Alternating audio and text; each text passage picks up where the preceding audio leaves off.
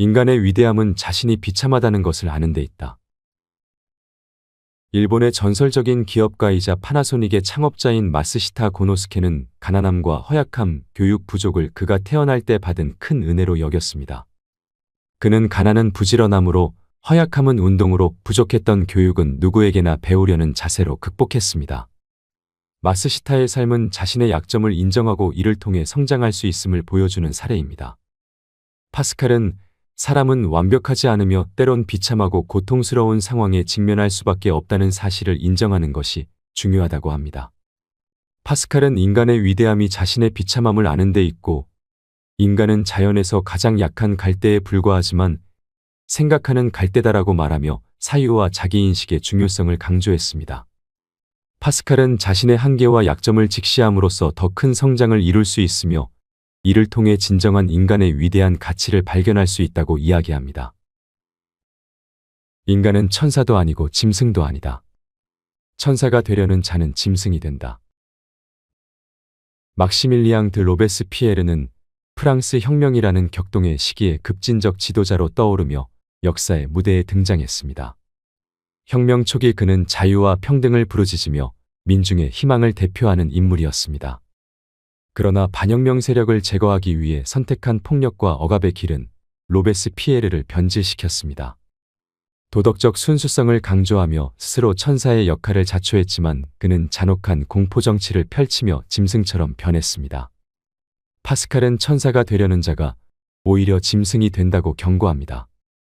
이는 인간이 지나치게 완벽하고 이상적인 존재가 되려고 할 때 오히려 본래의 인간성을 잃고 비인간적이고 파괴적인 행동을 할 수 있음을 의미합니다. 예를 들어 도덕적 완벽주의를 추구하며 자신이나 타인에게 비현실적인 기대를 강요하는 사람은 종종 타인을 비난하거나 자신을 비하합니다. 이는 인간관계를 파괴하고 심리적 스트레스를 증가시킵니다. 천사와 짐승 사이의 존재로서 인간은 도덕적이고 이성적인 존재로서의 이상을 추구해야 하지만 동시에 한계와 불완전성을 인정하고 수용해야 합니다. 자신과 타인에게 지나치게 엄격한 기준을 적용하기보다는 인간의 본성과 한계를 이해하고 포용하는 태도가 필요합니다. 이성은 확고해야 하지만 마음은 부드러워야 한다. 사람은 이성만으로는 살아갈 수 없습니다. 이성과 감성은 동전의 양면처럼 때려야 뗄 수 없는 한 쌍입니다. 이성만큼이나 사람의 마음, 즉 감성 또한 중요하기 때문입니다. 파스칼은 이성과 감성이 상호 보완적인 관계에 있다는 것을 강조합니다. 이성만으로는 냉철하고 계산적인 결정을 내리기 쉬우며 감성만으로는 판단력이 흐려지거나 비이성적이고 충동적인 행동을 할 위험이 있습니다. 이성과 감성을 균형 있게 활용하는 것이 중요합니다. 이성은 확고하게 진리를 추구하고 올바른 결정을 내리는 기반이 되어야 합니다. 동시에 마음은 부드럽게 다른 사람에게 공감하고 자비와 친절을 베풀 수 있어야 합니다. 이성과 감성을 조화롭게 유지하는 것이 진정한 인간성을 실현하는 길입니다. 습관은 첫 번째 본성을 파괴하는 두 번째 본성이다. 파스칼은 습관이 단순한 반복적인 행동을 넘어서 본성을 형성하고 심지어 기존의 본성을 파괴할 수 있다는 점을 강조합니다. 습관은 반복된 행동과 사고 패턴을 통해 성격과 삶의 방식을 재형성합니다. 습관은 때때로 본성을 지배할 수도 있어서 의식적으로 좋은 습관을 기르고 나쁜 습관을 경계하는 훈련을 해야 합니다. 이를 위해서 자기 인식과 지속적인 노력, 의지가 필요합니다. 첫째, 작은 변화부터 시작하기. 큰 변화를 시도하기보다는 작은 목표를 설정하고 점진적으로 습관을 형성하는 것이 효과적입니다. 예를 들어 초기에 10분씩 운동을 시작하고 점차 시간을 늘려가는 방식입니다. 둘째, 일관성 유지하기. 일정한 시간에 규칙적으로 행동을 반복함으로써 새로운 습관이 자연스럽게 자리 잡을 수 있습니다. 셋째, 긍정적 강화 사용하기. 자신에게 작은 보상을 주는 것은 동기부여에 도움이 됩니다.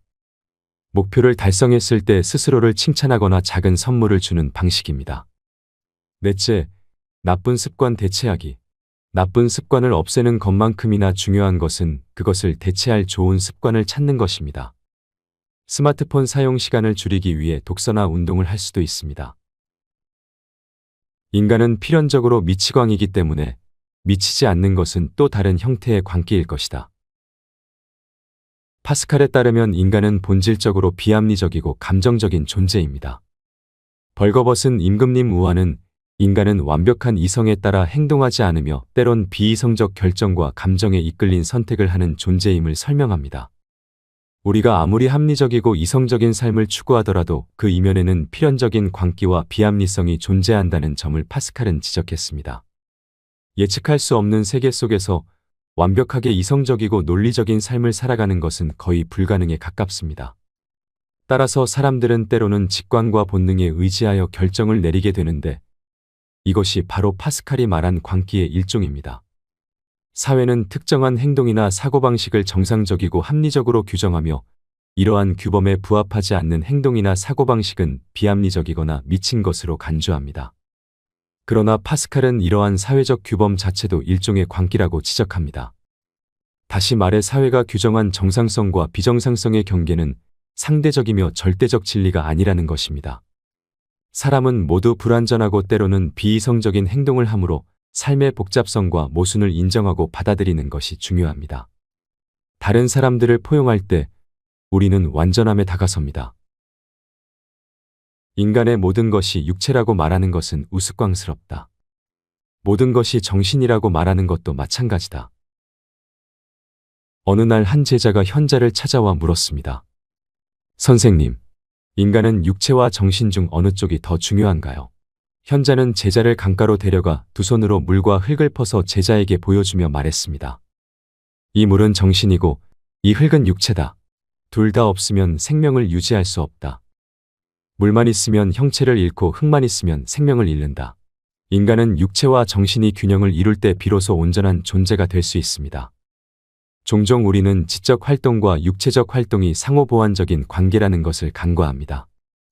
인간의 본질은 정신과 육체가 조화를 이루는 것에 있으며 이 두 가지 요소가 상호작용을 함으로써 완전한 삶을 살아갈 수 있습니다. 파스칼은 단순히 물리적 측면이나 정신적 측면만으로 인간을 이해할 수 없다고 했습니다.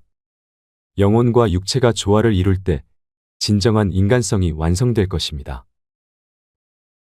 받고자 하는 것을 얻으려면 기다릴 줄 알아야 한다.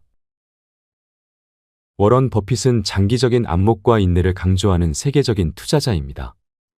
주식을 10년 이상 보유할 생각이 없다면 10분도 보유하지 말라 라고 경고하며 즉각적인 수익보다 시간이 지남에 따라 가치가 상승할 수 있는 기업에 투자합니다. 버핏의 사례는 받고자 하는 것을 얻으려면 기다릴 줄 알아야 한다라는 파스칼의 말을 다시 한번 생각하게 합니다. 파스칼은 인생에서 중요한 가치가 있는 많은 것에는 인내가 필요하다고 이야기합니다. 예를 들어 진정한 사랑과 깊은 우정, 직업적 성공과 사회적 명예 등은 하루아침에 이루어지지 않습니다. 빠른 결과만 추구하다 보면 그 과정에서 배울 수 있는 많은 것을 놓칩니다. 기다림의 과정에서는 끈기와 인내, 성찰 등을 배울 수 있습니다. 기다림 끝에 원하는 것을 얻었을 때는 기쁨을 더 크게 느낄 수 있습니다. 기다림은 단순히 시간을 흘려보내는 것이 아니라 그 과정에서 자신을 발전시키기 위해 준비하는 시간을 담고 있습니다. 원하는 것을 얻기 위해 기다리고 노력하는 동안 더 나은 사람이 될 기회와 배움을 얻게 됩니다. 즉각적인 만족은 일시적인 기쁨을 주지만 지속적인 만족은 더 큰 기쁨을 줍니다. 쉽게 얻은 것은 쉽게 잃어버릴 수 있습니다. 우리는 사랑할 때만 사람들을 이해할 수 있다. 사랑은 타인을 있는 그대로 받아들이고 상대방이 가진 고유한 가치와 본질을 이해하는 힘을 가지고 있습니다. 이러한 현상은 단순한 논리적 사고나 분석으로는 도달할 수 없는 깊은 차원의 이해입니다. 파스칼은 타인을 진정으로 이해하기 위해서는 사랑과 공감이 필요하다고 이야기합니다. 첫째, 경청하기. 진정한 이해를 위해서는 상대의 말을 경청하는 것이 중요합니다. 둘째, 공감하기. 공감은 타인의 감정을 이해하고 함께 느끼는 것입니다. 셋째, 비난하지 않기. 타인을 비난하기보다 그들의 상황과 배경을 이해하고 그들의 입장에서 생각해보는 노력이 필요합니다. 넷째, 자신의 감정 나누기. 자기의 감정을 솔직하게 나누는 것도 중요합니다. 사랑은 단순히 감정적인 차원을 넘어서 인간의 본질을 이해하고 서로를 존중하며 더 나은 사회를 만드는 근본적인 힘입니다. 사람들이 당신을 좋게 생각하길 원한다면 스스로에 대해 좋은 말을 하지 마라. 종종 우리는 은근슬쩍 자신의 부를 과시하거나 성공담을 미끼로 자신의 위신을 추켜 세우고 싶어 하는 사람들을 볼 수 있습니다. 파스칼은 자신을 과시하는 태도는 오히려 부정적인 인상을 줄 수 있음을 지적하며 겸손의 중요성을 강조합니다. 겸손한 태도는 다른 사람에게 존경과 신뢰를 얻는 방법입니다. 사람들은 진정성을 중요하게 생각합니다. 진정성은 거짓 없이 자신의 본 모습을 보여주는 것을 의미합니다. 자신을 과시하거나 긍정적인 면만 부각시키려는 사람은 자칫 진정성이 없어 보이거나 자신감이 없어 보일 수 있습니다. 파스칼은 타인과의 관계에서 신뢰를 형성하려면 자신을 드러내고 과시하기보다는 타인의 말을 경청하고 존중하는 태도가 필요하다고 이야기합니다. 모든 행동에서 우리는 그 행동의 과거와 현재, 미래와 다른 사람들에게 미치는 영향을 고려해야 한다. 파스칼은 단순히 행동의 결과나 순간적인 영향만을 고려하는 것이 아니라 그 행동이 우리의 과거, 현재, 미래에 어떤 영향을 미치는지 심층적으로 이해해야 한다고 이야기합니다. 또한 파스칼은 개인의 행동이 타인에게 어떤 영향을 미치는지를 중요하게 생각해야 한다고 이야기합니다. 자기의 행동이 타인에게 어떤 결과나 영향을 미치는지 고려하고 그들의 입장에서 생각해보는 습관을 지녀야 합니다. 지금까지 인문학자 김태현 님이 쓰신 파스칼의 인생 공부의 핵심적인 내용을 함께 읽어봤습니다. 조금이나마 도움이 되셨다면 좋아요와 구독 부탁드립니다. 감사합니다.